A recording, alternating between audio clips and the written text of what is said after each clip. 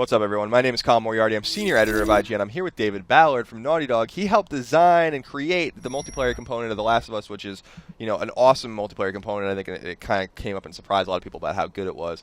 We're going through each map in the game, the 7 core maps of the game, to kind of go through some of the design philosophies and some of maybe the cool Easter eggs and things that kind of David can give us a little illumination on. So, David, let's talk about the downtown map. And, of course, downtown is an interesting map because it seems to be a map that a lot of people kind of don't prefer to play.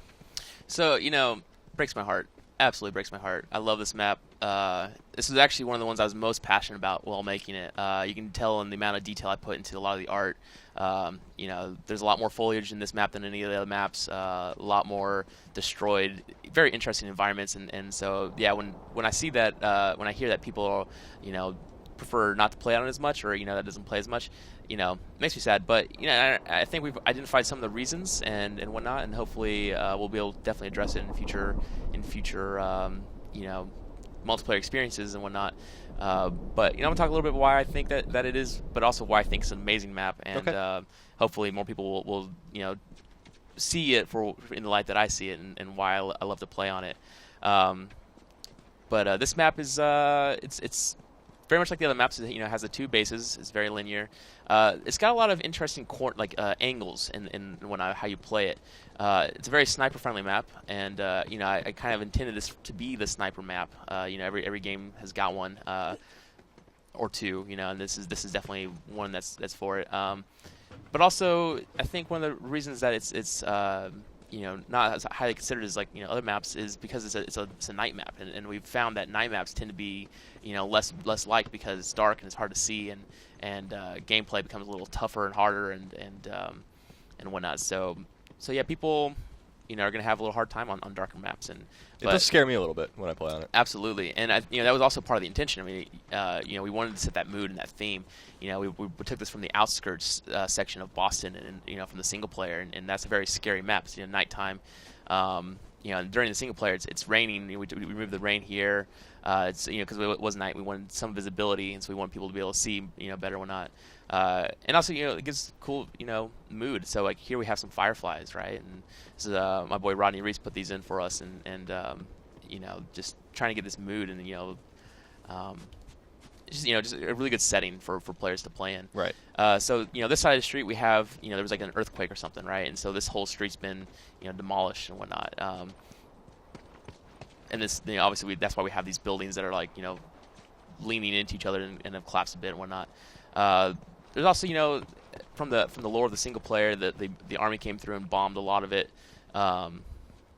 because of the outbreak and whatnot. So we you see a lot of destroyed buildings and everything, and that's because of the bombings and whatnot. So down here we have the subway, and this created a lot of really fun gameplay down here with people posting up inside the subway cars and having combat with people coming down and whatnot. And it was never really in the focus test really one-sided. And actually that was another funny story, is that this map was one of the highest rated tests in our focus testing by outside opinions from players we brought in to test it out. So we were really happy with this map. You were feeling confident before that. Very happy, yeah, absolutely. And I'm still very confident about this map. I feel that players just need to get a little bit more of a chance, and I think they'll see why it's so much fun.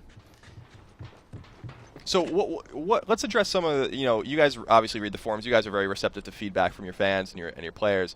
What are their specific complaints about the map? I know that one of the places was that they felt that there was kind of a place, like a kind of an impervious place for snipers to be.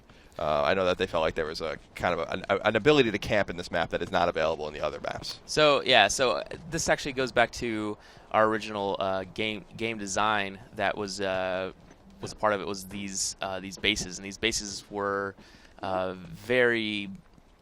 they're designed to be very defendable and whatnot. So it's really hard, and I understand it's really hard to get up to these positions to flank these snipers and whatnot. And that's definitely, I think, something we've worked on for sure on other maps to make sure we don't have that as much. But it's not completely unpenetrable. It's I love getting up here and shivving a sniper in the back. There's so many ways to get into this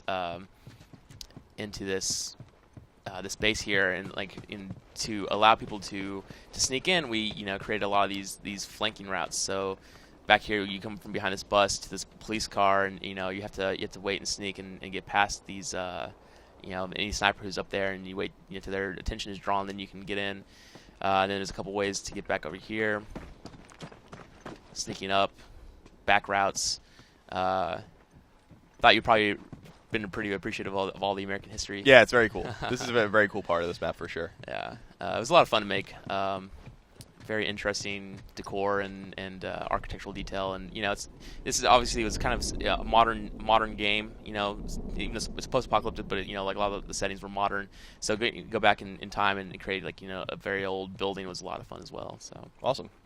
So what other kind of Easter eggs or philosophies do you kind of want to share with us here on this particular map? Very interesting thing about this map was the original layout design. Originally, the way that I started out is I go through the single player and I pull out about a bunch of assets and say, okay, I want to take these assets and to try and recreate the mood and the theme and the setting of that single player experience and bring it into the multiplayer. So here, in the outskirts level, the destroyed, sunken trenches of the streets were a really fun aspect to me, and the subway was a fun aspect to me, and the falling buildings. So I try to incorporate all those aspects together to create an interesting experience. And originally, this whole trench that ran along down there went through here between these buildings, and then the gameplay actually was going to go through these buildings. It was going to be going through an interior on the side, and then also the gameplay was going to go through the this sunken building here, and you're going to go be on an angle and going through hallways that were angular, and there was just some design problems that came with it. So we abandoned that pretty early on, but that was the original layout of this map. It didn't go this way here. So does this map have any notable Easter eggs? I mean, it seems to be kind of like we were at the university and there's names everywhere, and so it makes a lot of sense. I mean, did you guys kind of hide anything here that as a note to any of your colleagues or to your company? So actually, little funny note is that up here we have the movie poster for Dawn of the Wolf, and the original poster was our concept artist Aaron Lamonic and our lead lighting artist Vivian. And it was very funny to see our co-workers for a very long time up on a movie poster up here, and we finally changed it to some final art. But it was that was the inspiration for that movie poster that you've seen throughout the entire game, actually. That's awesome. So any last minute things that we want to check out here, or should we move on to the next map? Let's move on. All right, cool. Mr. Ballard, thank you for showing it to us. For more on all things The Last of Us, keep it tuned to IGN.